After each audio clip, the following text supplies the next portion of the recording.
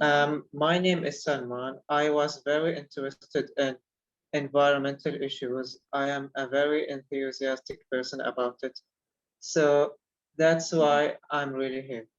Now, the main purpose of our topic is what can people or individuals can do to reduce their environmental impact. But before we get into that, we have to discuss things like what are the environmental crises, what are their sources, and what are the solutions. Okay, this might be very familiar to most of people, but it is important to explain it to have a clear picture of it. Because if we don't know what is exactly going on, we won't know what we are even supposed to do. Okay, Right. so the main environmental hurdles are land pollution, air pollution, water pollution, and climate change, which air pollution is impacting on it, and its impact might be make it much worse than it is already. Well, what are the sources of these pollutions? There are two main sources from land pollution, and it is littering and landfills.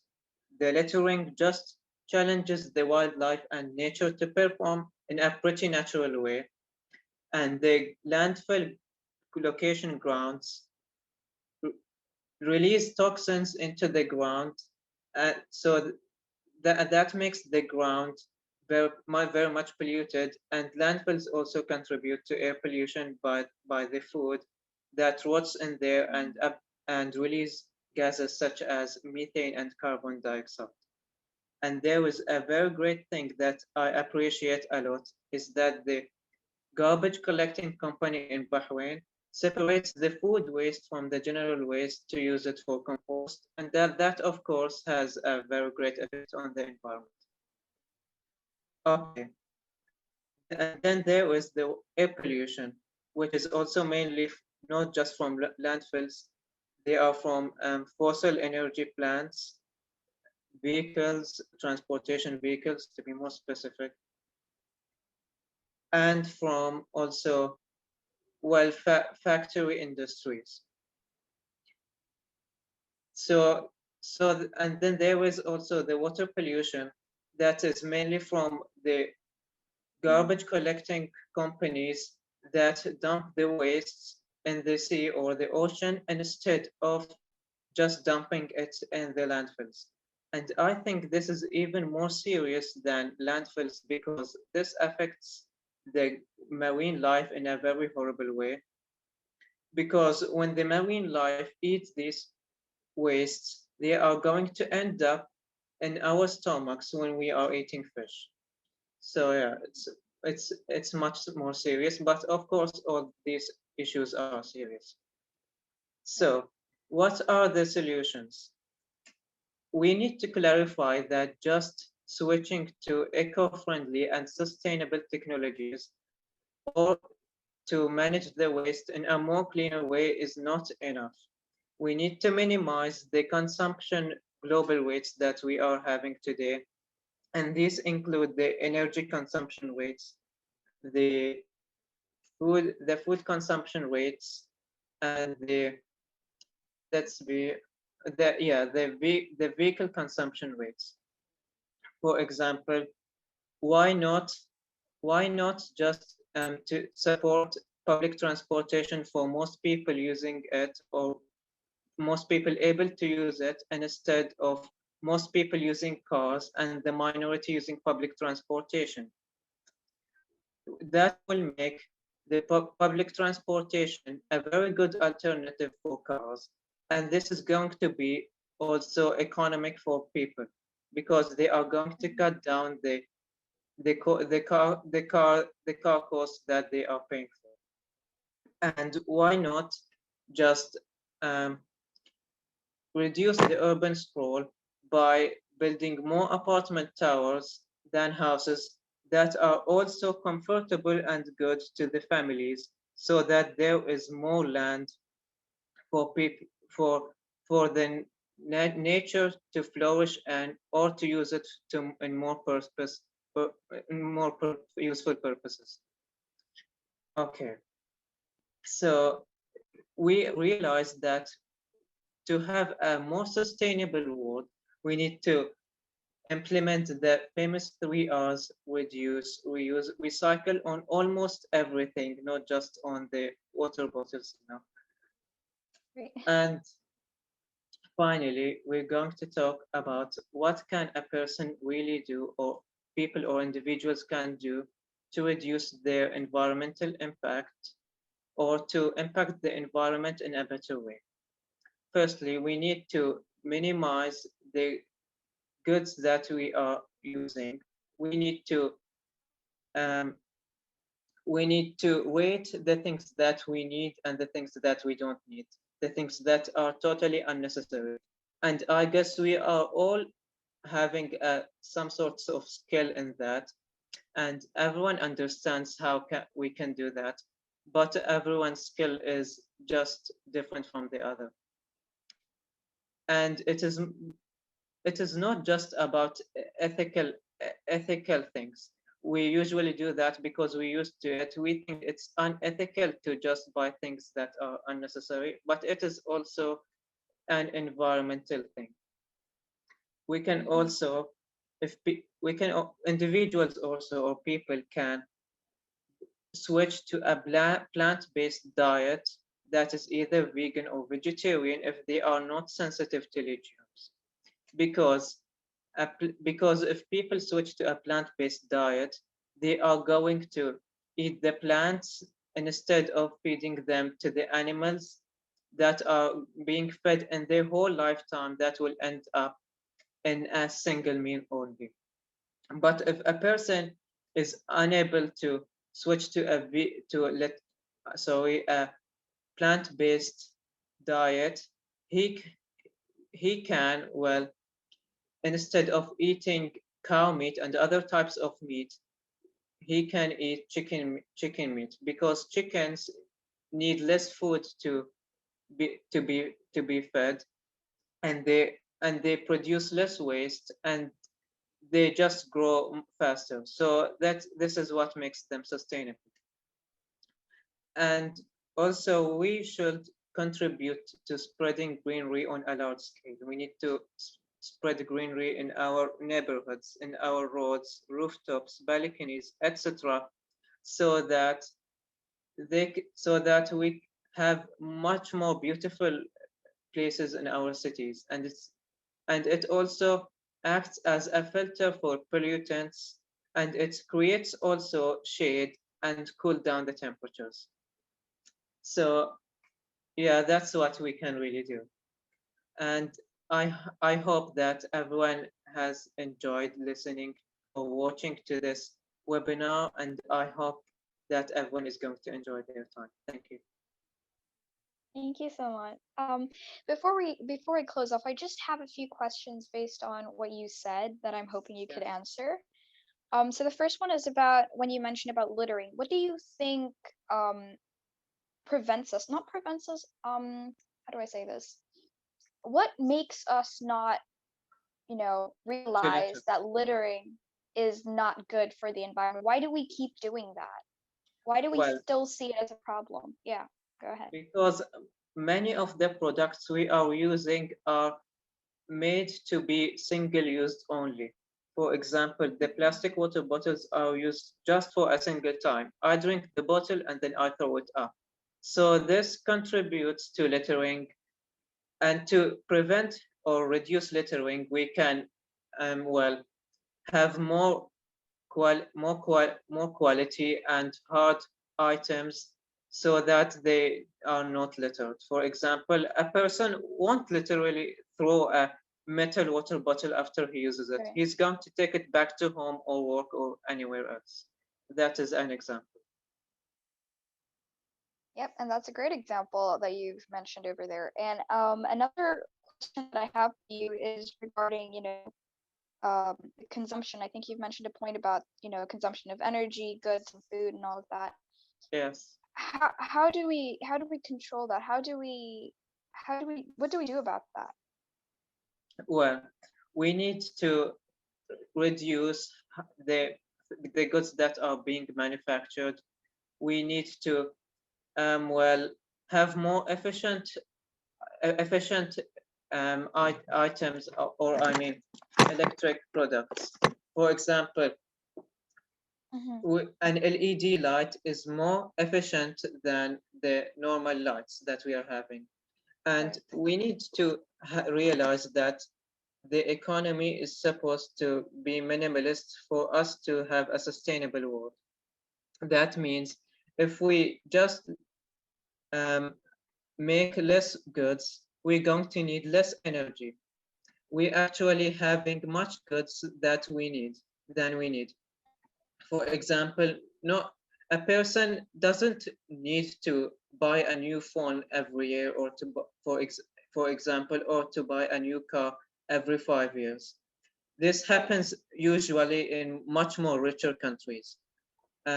People who are middle in the middle class or the low class might find minimalism just a necessary and not a lifestyle. So we need to have this to be a lifestyle, not just a necessary thing to do if a person is not wealthy enough.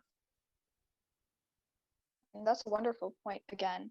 And I think this will be my third and last question. Yeah. You did mention, I think you encouraged, the use of public transport. Do you think that is, a good plan post-pandemic? Post-pandemic, actually, many countries are making social distancing in the buses and the trains. So it might not be a very big deal. They are being cleaned frequently, much more than before the pandemic has out has occurred. So that won't really have a big, it will of course have a different impact, but it is, well, we can deal with it. Yeah, well, I think my question really is, do you think we can encourage people that are already using, their own cars, to travel to places? Do you think we'll be able to encourage them, especially after the pandemic, or during the pandemic, to use public transport? Do you think that will, do you think that's enough, like protecting the environment and so on, will be enough to justify that? Or do you think they would have concerns about their health and not qualify? Well, that's a good point. But for why is public transportation more sustainable than just single vehicles? Is that we need to manufacture less buses than cars. For example, if a bus handles 100 people, let's say in a single car, on average there are 2 people. Instead of manufacturing 50 cars, we are going to manufacture 1 bus. So that's how makes it more sustainable. I think it is it is hard to convince the people during the pandemic, especially if they're new to the concept of using public transportation, because, well, as you mentioned, using the cars is just more, cleaner than using public transportation. But if they've been used to it, I don't think they will mind if there was social distancing and enough cleaning and sanitizing for the public transportation. Right. And while we're on the topic, I'd just like to know your views on sustainable cars. I think they've already started doing that. Yeah. But what's the issue is that these cars are also going to require energy. This energy is going to come from where? They're going to come from the energy plants, and most of our energy plants are not sustainable. Although even if we had sustainable technologies, it's going to consume a lot of energy than just public transportation. Right. Okay. And I'm sorry, I hope you don't mind. I'm asking more questions. No, it's okay. Great, great. I want So, to discuss some things also. all right, great. So I think my next question for you is, do you think we're aware enough of what's going on in our world, and or do we actually know and we're not doing anything about it, like the majority of us? Well, I think most of the people are moderately aware of what's going on. Mm. The real issue is that people have limited choices. So this is Right. what makes them, let's say, it makes them hopeless or feel that their contributions are big. So this is the real challenge that we're having. They can't change whole economies, whole countries, and whole transportation systems, for example. That's the work of businesses, organizations, and governments. Right. Okay. So it's not an individual choice, but the whole community, including the Yes, government, to kind of take part. Okay. That's a good reason, to why but it's still happening. Yeah. we can do more than what we already doing. I think Hmm. that what we need local committees and big initiatives for it to happen. And on individual or community levels, for example, we need more um, volunteer groups for Hmm. this to happen. We need more media campaigns so that people are more aware. So this might help and in what and I mean what the people can do, or to make the people what they are able to do. Great. And I think I want to go back to where you said limited choices, that we have limited choices. I want to refer to an example that I've actually heard from, a friend of mine who um, is really focused on, sustainability as well. She Yeah. once told me that, she encountered this situation where when she went to the store once, instead of purchasing the eco-friendly bags, which Yes. were available at the time, people still went with plastic. Yeah. And there we have a choice. We have a choice. We have the eco-friendly bags, Oh, and we can plastic. Why do you think the majority went with plastic? Do you think that's because we're already used to that? We don't want to try anything new? What can push forward, um, you know, for us? What can encourage us to use more eco-friendly products instead? yes. I think people are actually, they are less aware of the situation currently, and the majority Mhm. or the general people.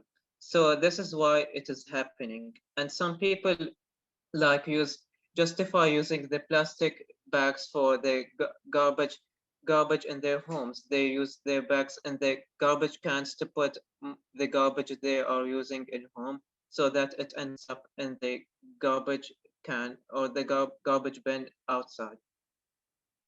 um, I guess also single-use products have been popular in the pandemic because they, as you, just like public transportation, it is much cleaner to use them than non-single-use items, such as reusable bags. But these can also be cleaned. It's not really a big deal, but that's just what, I wanted to point out. Right, excellent point. And I'm running out of questions. So let's see what I can. Hello. Hello? Yeah, I'm hearing you. Okay, great. All right. So I think that tackles everything, almost everything we wanted to discuss today. But I just wanted to ask you about your page, your Instagram page. What are you Yeah? trying to do? What are you trying to promote, basically? Okay. I've Mm-hmm. actually participated in this session for this talk to be an introduction or an opening for the future post that I'm going to post on my Instagram page. My main Right. purpose is to get more awareness on this topic. There's going to be some sort of a summarized thing in Instagram on what people can actually do. And I'm planning after the pandemic, why not make some volunteer groups for this issue? We can Mm-hmm. make like volunteer groups to cleaning the beaches or something like that. great. And have you participated in any of these kind of volunteering activities before? Yes, You have? Did you yes, catch on what I said? Oh, okay. I've participated. In reality, I've participated only in schools. In the Mhm. school, in volunteer groups, and that's just the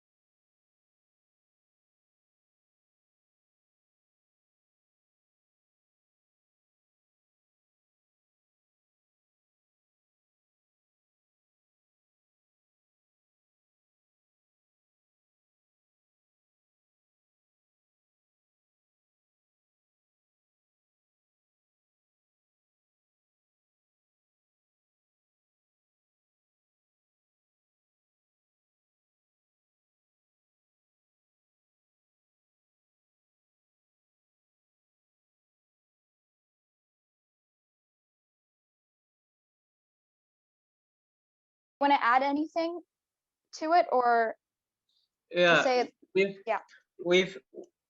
you've asked me about what are the best options, or what are the best plants to have in our climate. Well, that is also very important, because there are kinds of trees that are unindigenous to our environment, that or to our climate, that are not drought resistant or consume water in large quantities than the indigenous plants and trees, or some of the unindigenous plants or trees. Well, not all imported plants are bad, but most of them are not good for our climate. For example, the neem tree it is very good to our climate. It came through Bahrain from India, but it is very suitable for our situations. Right, that's another good point that you've mentioned. Um, Now that we're coming to an end to this interview, I'd just like to know from you, what is your advice, or what would you like to say to the youth? What I would like to say to the youth. Yeah, concerning this issue or anything in general, basically. Okay, well, my advice, not just for the youth, for people in general, is to focus under the circle of their control, what they can do to the environment. And of course, people in other countries can have a better or a more can have more impact on the environment than people in other countries. For example, people living in the EU or the US can tell their politicians to, well, to have more to switch to a more sustainable lifestyle, or to switch to a more sustainable choices, so that they can also impact and the whole world, not just their countries, because these countries impact the world more than the other ones. Great.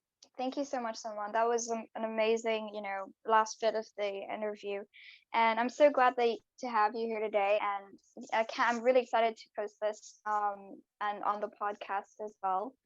Okay. So yeah, thank you so much for joining us. Yeah, thank you too. I hope everyone's going to have a good time. They will definitely. Thank you. And I hope let me know if we can help you. Our platform can help you anytime with with your awareness. I know that's something good. We would love to support individuals like you. So let us know anytime if you would like to collaborate in any way. Oh, no worries. We're going to talk about it later. Okay, sure. Thank you. Have a good night. You too. Bye. Bye.